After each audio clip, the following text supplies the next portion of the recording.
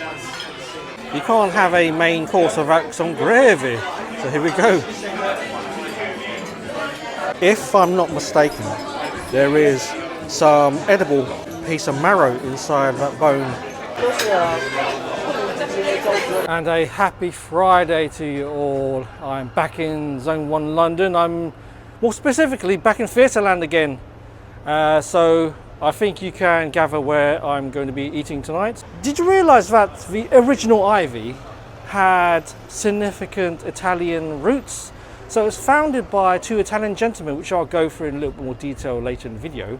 I don't know if you looked through the menus of pretty much any branch of the Ivy Cafe or the Ivy restaurant, and you see quite a generous selection of Italian cuisine in there. So there's a connection. So to explain all of that. So it's nearly 8:30. I'm absolutely starving, hungry. I decided to give the original Ivy restaurant a go. This was founded in 1917. It was a cafe.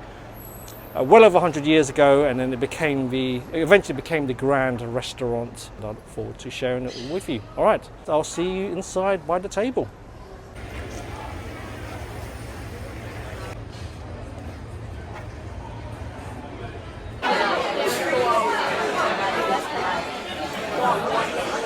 Okay, I'm just having a little peruse through the wine menu.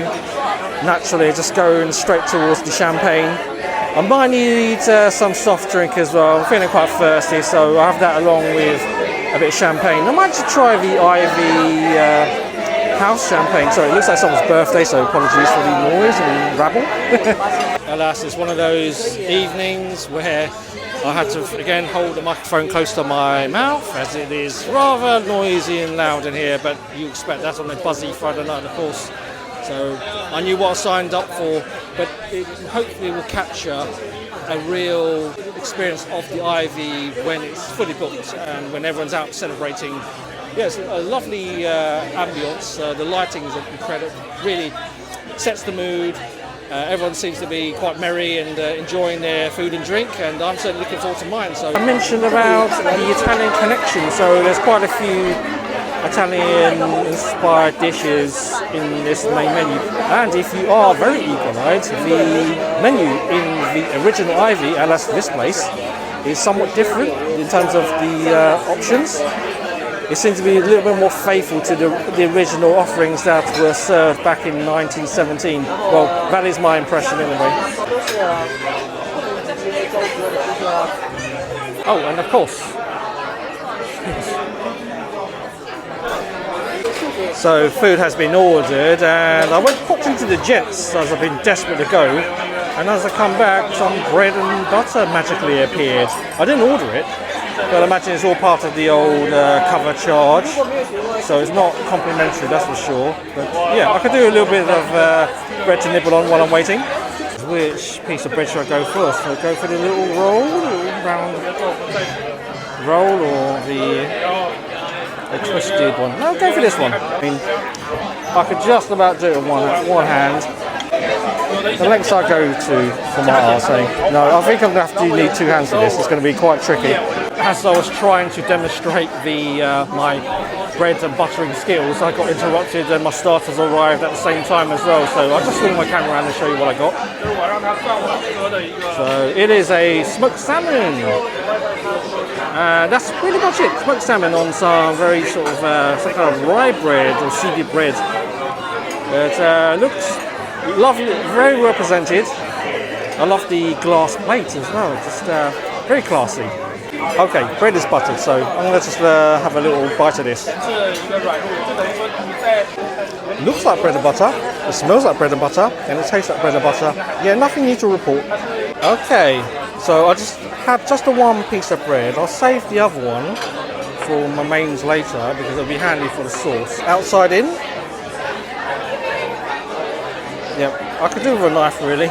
One of those occasions where you need a GoPro or something strapped onto your forehead, dark enough as it is. Oh, and of course, where are my manners? I'm supposed to drizzle a little bit of lemon juice on there to get the ultimate salmon experience. Alright, so I have prepared a mouthful of salmon with a little bit of cress. Lovely. Very fresh. Definitely taste the salmon. Lovely texture. I'm not sure what to do with this toast. It looks, yes, actually it feels slightly malleable. It's like it's really soft. It's a dense piece of bread, that's for sure. But yeah, I'm going to try it with a bit of salmon on top and see how that goes. Okay, so my salmon on top of a piece of seeded bread. There you go. So I tried the salmon with just one of the slices of that seeded bread, and it's rather thirst-provoking if you know what I mean. It's, you know, when you eat like a cracker, it just sucks all the moisture out of your tongue and your mouth even. So yeah, good thing I ordered some sparkling water to rehydrate myself. Hey.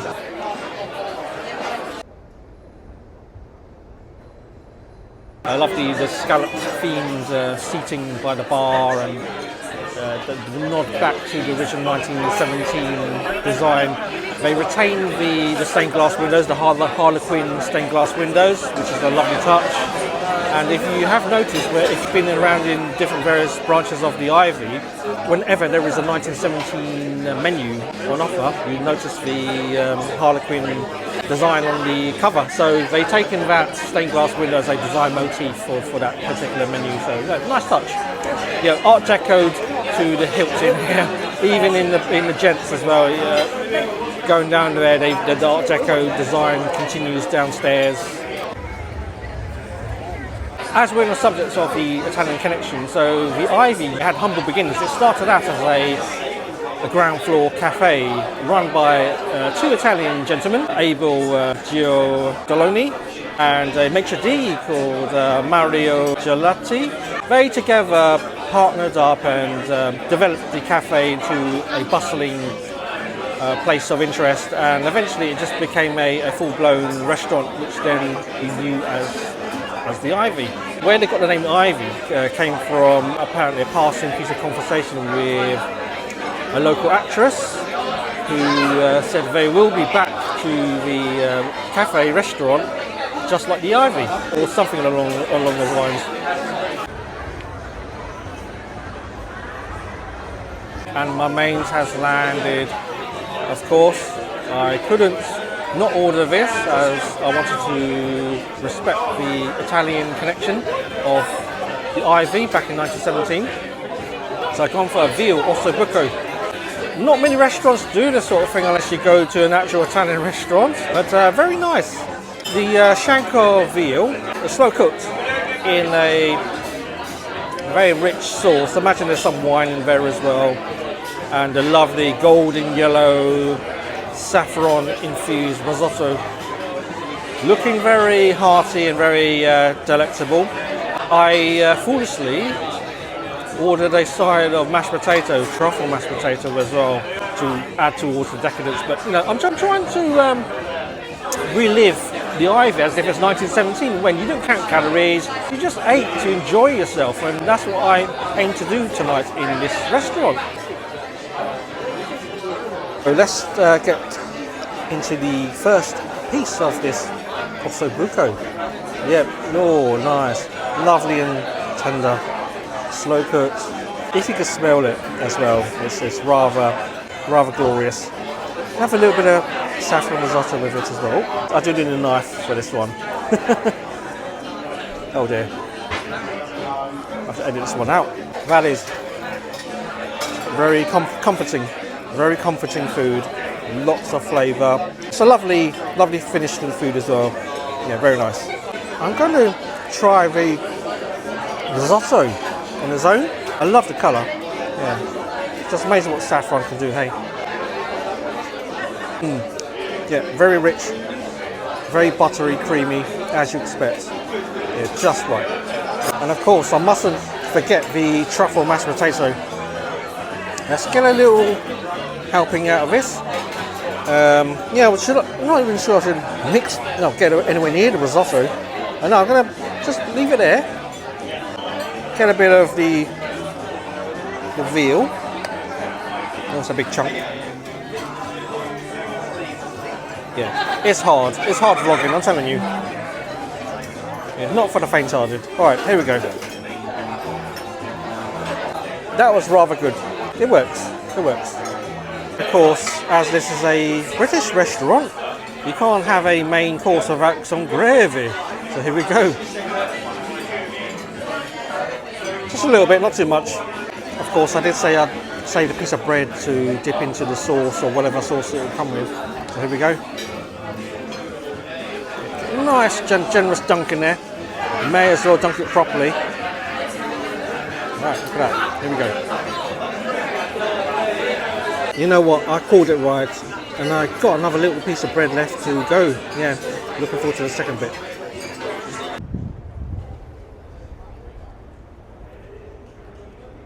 If I'm not mistaken, there is some edible piece of marrow inside that bone. So I'm not going to film myself eating it. I'm just going to try this off camera.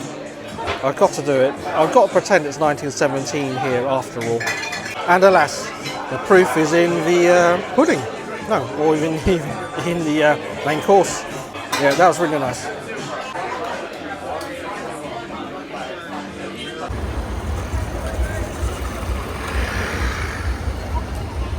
So, rumour has it that the Italian gentleman who used to run the original Ivy, they would personally deliver food that has been cooked and prepared here and delivered to the local actors and actresses who would frequent the theatres in and around Theatreland. You can imagine that. It's a little bit like almost like Deliveroo before Deliveroo was a thing.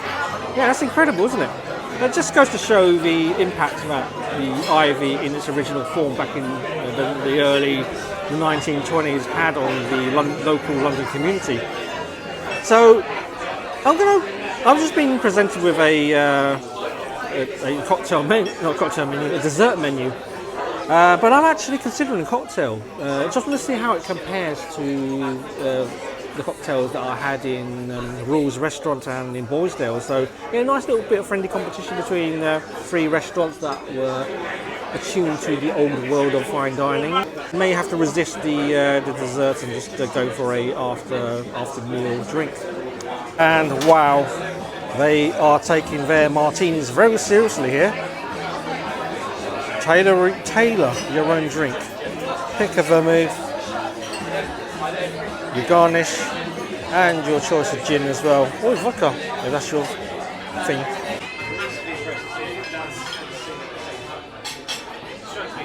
And the cocktail has landed. Here we go. Gin martini. A dry gin martini, but this time with an olive instead of a twist of lemon. Cheers. That's rather pungent. Yeah, very nice, very nice. Very nice indeed. So what are my thoughts of the gin martini in comparison to the one in Rules and in Boysdale? To be honest with you, I think it's a tie. It's very potent. I just need to make sure I'm sipping it and not glugging it down like I would with champagne or wine.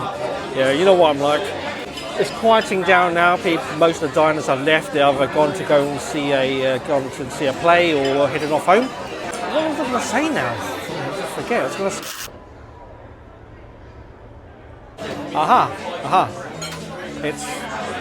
This restaurant was renovated and rebuilt three times in the past 100 years.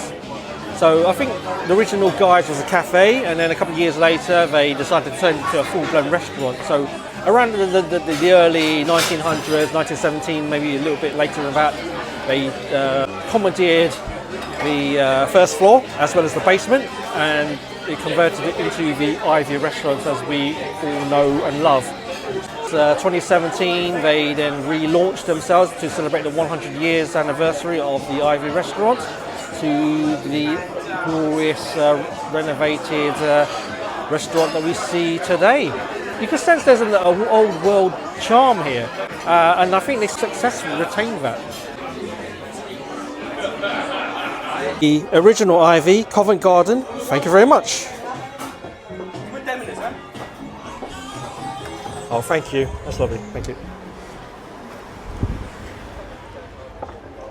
Okay, so that was the original Ivy in Covent Garden. Wanting that old world fine dining vibe Art Deco, champagne, good food, good rich calorific food that is, and it certainly delivered. I have been to other ivies before, other branches, but I do think that if you want to experience anywhere near what the original ivy was about, this is the one, this is the place to go. And I would even say book during a very busy evening so you get the full-blown atmosphere. The staff have been very good. They've handled the service really well. They've been very calm, very friendly, unforceful, which is a nice surprise, because I was worried that it would be a little bit, the service and the whole attitude in there would be a little bit dicey.